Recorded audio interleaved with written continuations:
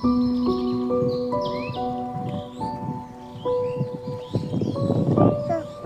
দেখো, কুমিরও আছে রে বেটা। ওটাই কুমির। ওরে কুমির, হ্যাঁ বুঝতে পারলে? হ্যাঁ, ওর কুমির পাথর ওরে। তাই ওকে তো ছাড়া দিই পদ্মার মধ্যে, নদীর মধ্যে।